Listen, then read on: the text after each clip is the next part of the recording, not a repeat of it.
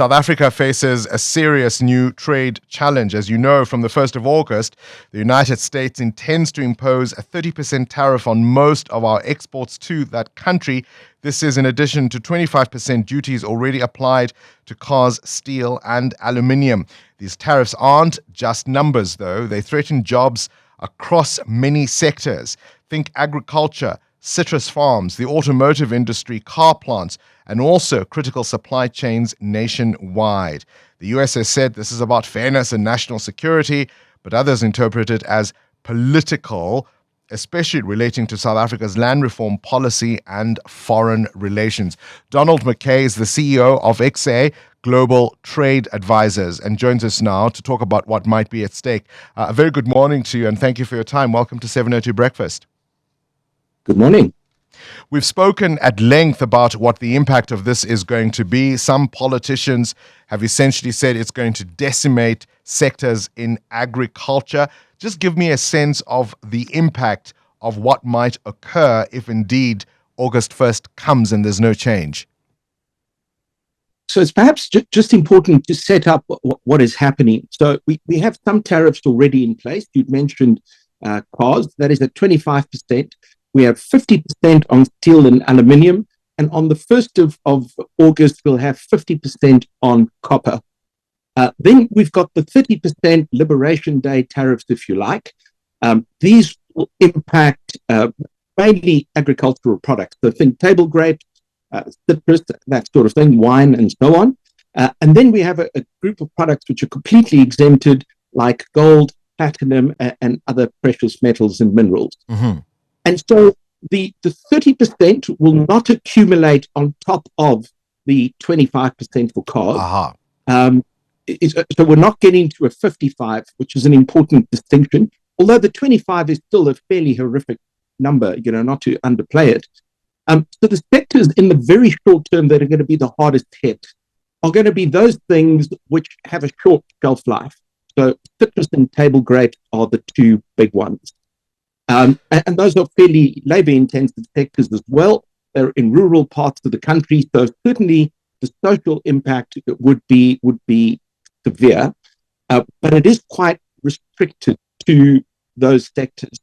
This does not affect our whole economy. That's not to underplay it for a minute, but the effects are very large for the companies impacted. But it does not affect everything that we deal with. Well, I've got to ask you.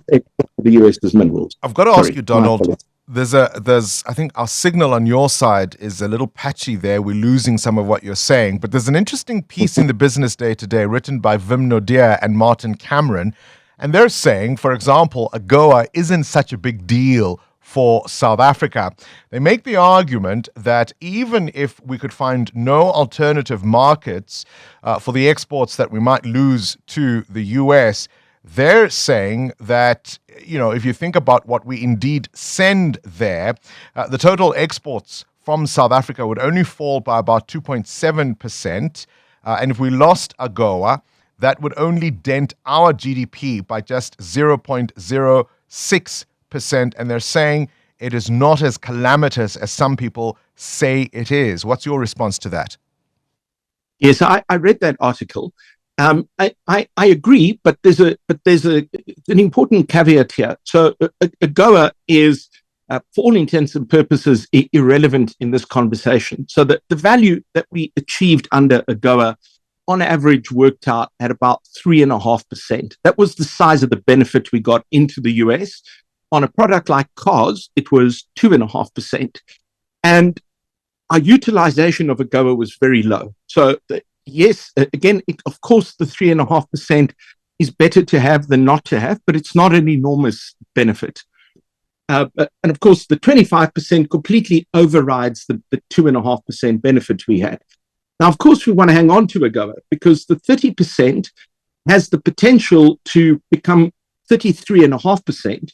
If AGOA is removed, but you can quickly see it's the 30% side of that equation that is the problem, not the 3.5%.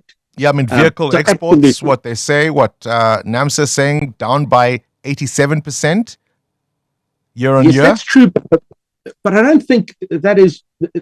I don't think all of that is related to the 25% tariff. I mean, yes, the vehicles are down, and this is a very bad day on all of these things.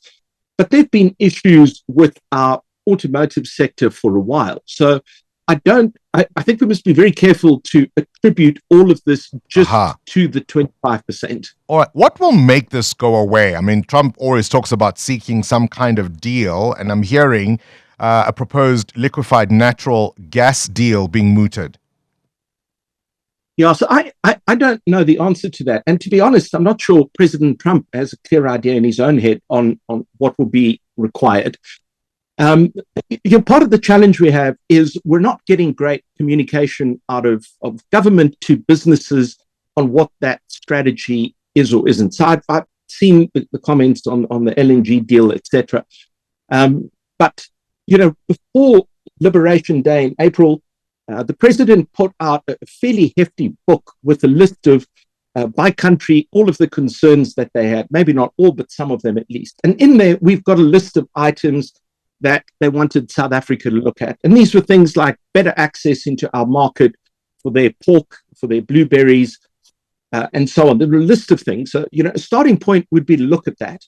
And even though government might find it distasteful, I think it's important for them to sit down with groupings like AfriForum and Freedom Front Plus and ask them what they learned about their time in America. So even if you disagree with them, I think we've got to understand what data we can derive out of those visits and put that into our strategy, however we choose. Yeah, I'd posit that's a pill that will be tough to swallow because many of those groups have been part of the disinformation campaign and they know full well the consequences of their misinformation. But I would love to see a scenario where government and business are putting heads together to talk about how to circumvent this and deal with this imminent threat. Appreciate your time.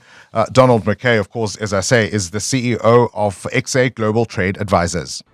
Current events, developing stories, tough questions, your voice making a difference. This is Breakfast with Bongani Bingwa.